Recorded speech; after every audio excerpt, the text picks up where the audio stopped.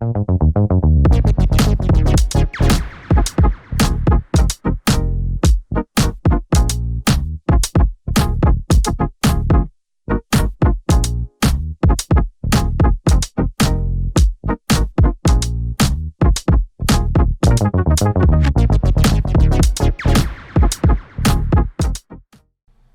dia a todos, uma satisfação estar com vocês. Meu nome é Carlos Pirandello de Macedo, sou diretor de pesquisa e pós-graduação da FMU. E é uma grande satisfação estar aqui com docentes importantes do nosso programa de mestrado em Direito da Sociedade e da Informação, professora doutora Grace Patrícia Fuller, professor doutor Emerson Penha Malheiro.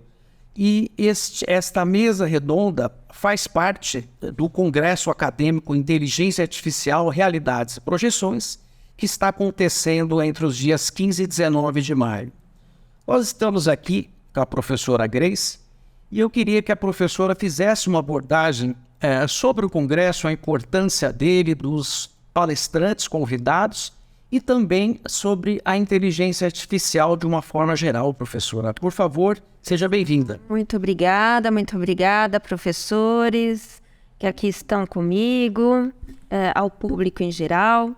Então, iniciando a minha fala sobre o Congresso em si, eu ouso dizer que é o primeiro evento que vai catalisar não somente a Escola do Direito, mas todas as demais escolas em um único propósito, que é a inteligência artificial, o estudo multidisciplinar da inteligência artificial.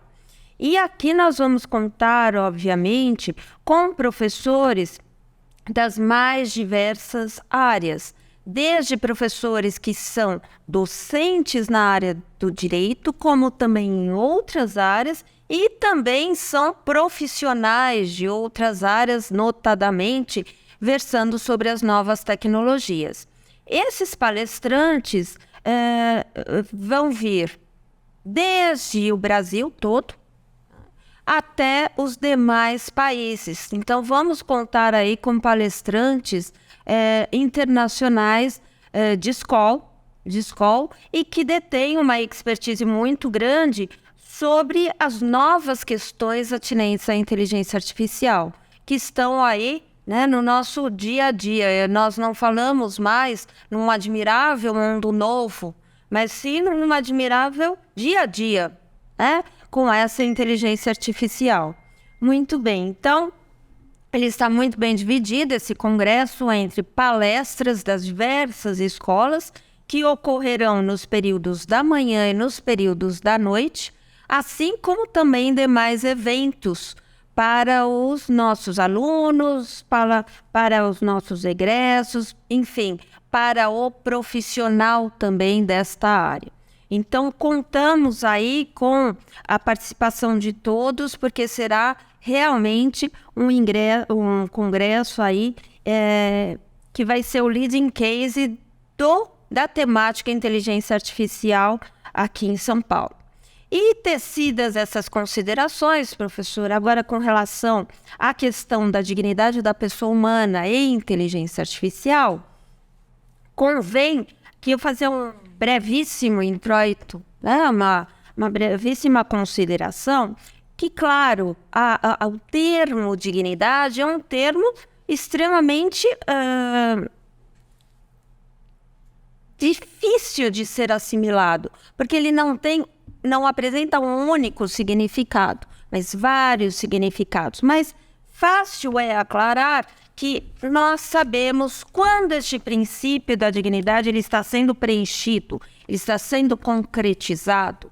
E quando isso ocorre? Através de dois aspectos. Quando estiver sendo realizado o que nós chamamos de mínimo existencial à pessoa humana, no que tange aos direitos e garantias fundamentais presentes na nossa Constituição Federal e também nas declarações internacionais, bem como um outro aspecto que eu reputo aqui muito interessante no século XXI, que é o sentimento de respeitabilidade. Portanto, o princípio da dignidade da pessoa humana eu sei que estará sendo preenchido, realizado, quando preenchidos estiverem sendo o mínimo existencial e o sentimento de respeitabilidade para com o outro, para comigo e para com a coletividade, né? Que nós chamamos de dignidade ontológica. Sendo que a pessoa humana, ela deve ser a fonte, né? E o fluxo dos valores constitucionais. Isso me leva à consideração, professores, que eu estava pensando acerca aqui desse podcast e pensei, bom, mas da onde vem essa questão da respeitabilidade com o outro, que é tão importante no que a gente vai conversar sobre inteligência artificial? Ela vem desde os primórdios aí de um justnaturalismo teológico, mas é claro que aqui eu não vou me deter a isso. Mas eu estava me detendo a um filósofo a quem eu gosto muito e a quem nos dedicamos também no mestrado, e alguns palestrantes vão citá-lo com toda certeza, que é Ricard Francis, que ele dizia o seguinte: o homem não é apenas um ser dotado de DNA, de razão, mas também de elementos invisíveis, como a unicidade, a sua identidade, a sua substância em si. E por que eu estou falando isso, né, no tema de IA? Né? Porque, a bem da verdade, a partir desse momento, e até mesmo das próprias encíclicas, notadamente Laudato Si, e que foi a última, a Fides Ratio, já nos deixa claro que o homem, assim como Fichte falava, ele possui razão, ele possui consciência, ele possui autonomia, ele possui livre-arbítrio, ele possui a capacidade de adaptação e resiliência. E é por isso que ele deve ser justamente a fonte, o fluxo de todos, da convergência de todos os valores constitucionais e, consequentemente, do princípio da dignidade da pessoa humana.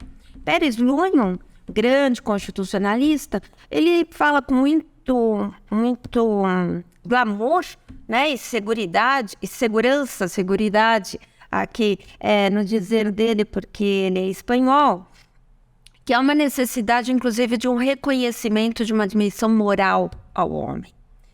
Bom, são alguns aspectos que eu estou reunindo justamente para trazer o tema dignidade com o enfrentamento da sociedade da informação, mais notadamente com a inteligência artificial.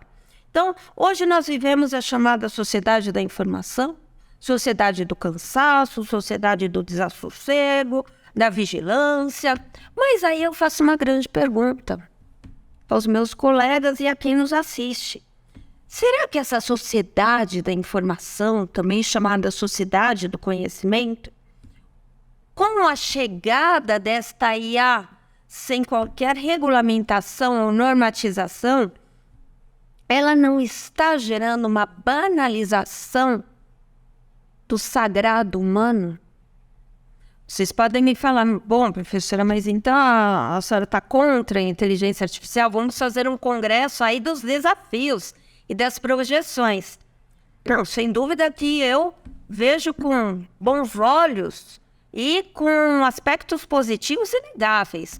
Mas nós temos que analisar quais são os desafios, para que não se banalize o ser humano como tal, com todas as características que eu acabei de falar, referentes à dignidade da pessoa humana.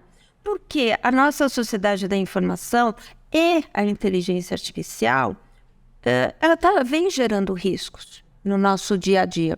Então, exemplos como a questão do reconhecimento facial. Perfeito, né? Para fins de segurança pública, passível de incidir num erro de identificação, tá? Sob um viés de discriminação algorítmica. Por exemplo, a segurança preditiva. Perfeito, vamos proceder aí a uma segurança pública no sentido de deter maior atenção a certas localidades ou a certas pessoas. Perfeito. Mas isso pode incidir também num viés discriminatório em relação àquele local, àquela determinada população. A geolocalização. Geolocalização perfeita para sabermos exatamente de onde um indivíduo vai, para onde ele parte. Mas isso pode gerar uma microlesão estrutural na sua intimidade. E mais agora, atualmente, as questões sobre inteligência artificial e neurotecnologia. Porque a neurotecnologia vem hoje num sentido de regulamentar e apreender informações referentes a atividades cerebrais, que vão fazer com que nasçam novos direitos, né? Chamados os neurodireitos. Enfim, então há essa necessidade realmente de gerenciamento desses riscos referentes à intimidade, referentes à honra, à imagem, até mesmo o meu direito ao anonimato, até mesmo não ter, né, a minha mente sendo monitorada. Tá? E com isso, e aqui já tecendo as minhas considerações finais, se não fosse só isso, se ficássemos tão somente debruçados a uma inteligência artificial que chamamos inteligência débil, ou seja, aquela que apenas realiza o levantamento dos dados, nós estamos diante já de estudos, principalmente no Instituto de Oxford, por Nick Bostrom, que já se tem colocado a inteligência artificial como agente moral. E sendo agente moral com capacidade de adaptação, cognição, autonomia, capacidade de inteligir, de perceber as emoções, de perceber um olhar ou o que quer que seja. Então, se ao mesmo tempo a dignidade ela constrói castelos, e eu gosto muito dessa frase, né? Castelos de interações sociais, que apenas ao homem, por enquanto, se pode colocar, se pode dar esta função, porque o homem consegue apreender e ver o invisível, plantar amizades, ensinar com compaixão e ética. Eu pergunto, será que diante do avanço da inteligência artificial, essa dignidade do homem ainda prevalecerá ou será dividida a uma inteligência artificial ou será mesmo sonegada ao próprio homem? Então, até que ponto, e aqui eu termino as minhas considerações, até que ponto que a máquina está se tornando mais humana e até que ponto o homem está se tornando mais digital.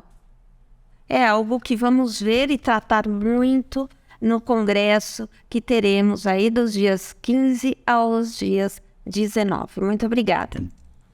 Muito obrigado pela exposição muito rica de reflexões que são importantes para que a gente pense a respeito da nossa condição humana. Professor Dr. Emerson Malheiro, o senhor tem uma observação, uma pergunta à professora Grace, por favor? Sim, professor Dr. Caio Sperandel de Macedo, tem uma consideração importante a fazer no que se refere à inteligência artificial e às falas extremamente relevantes da professora doutora Grace Patrícia Fuller. A professora doutora falou sobre o reconhecimento facial pela inteligência artificial.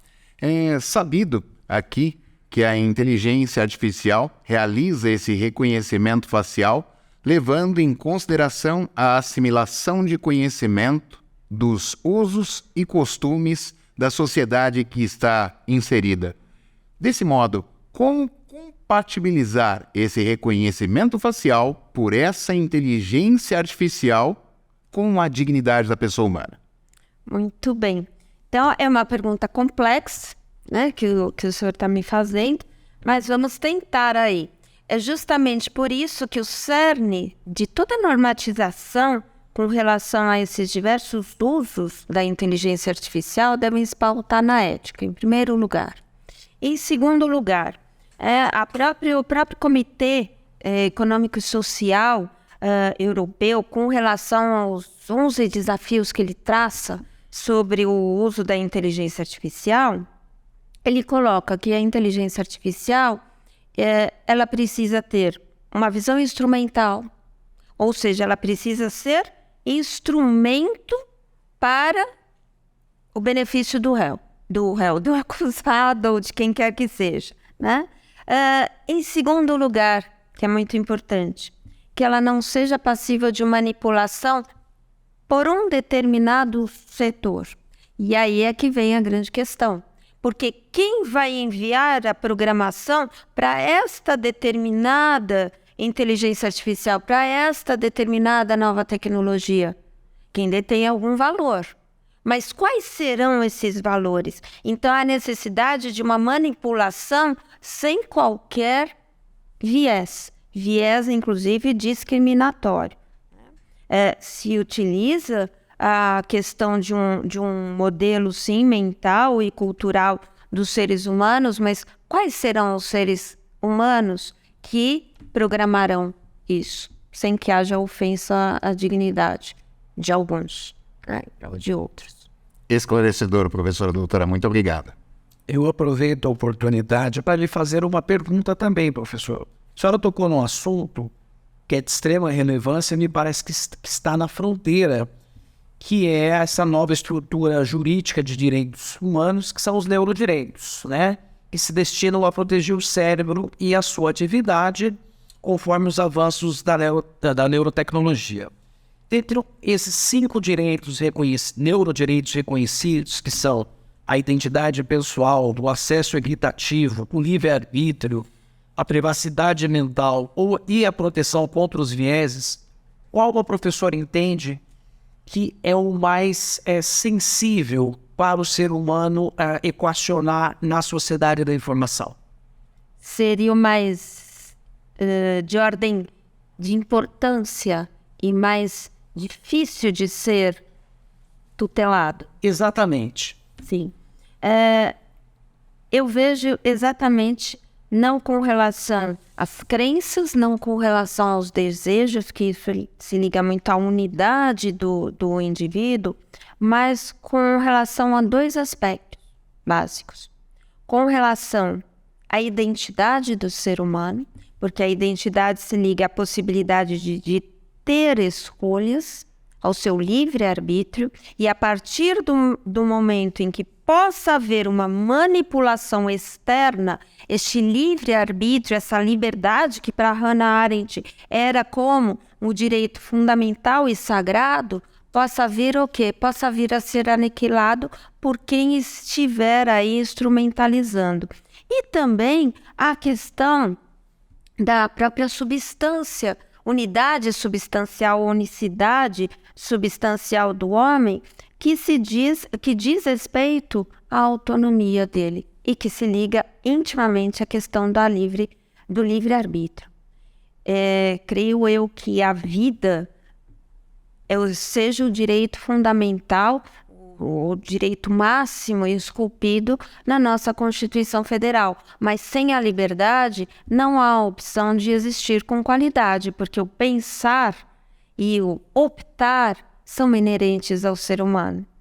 Isso pode gerar aí uma clausura psicológica muito grande nele. Eu acho que o termo clausura psicológica veio para ficar, professora, porque isso é um assunto que realmente temos que debater, porque é uma questão que envolve, além da própria autonomia, a questão digamos assim, que agora querem saber o que estamos pensando, não é? Bom, eu agradeço os esclarecimentos, muito rico, reflexões elevadas, que só uma pessoa muito preparada como a senhora pode proporcionar a todos os ouvintes. Eu agradeço a participação da senhora, espero encontrá-la pelos corredores aí do Congresso e tenham um ótimo dia. Muito obrigado. Exatamente, muito obrigada. Muito obrigada a todos.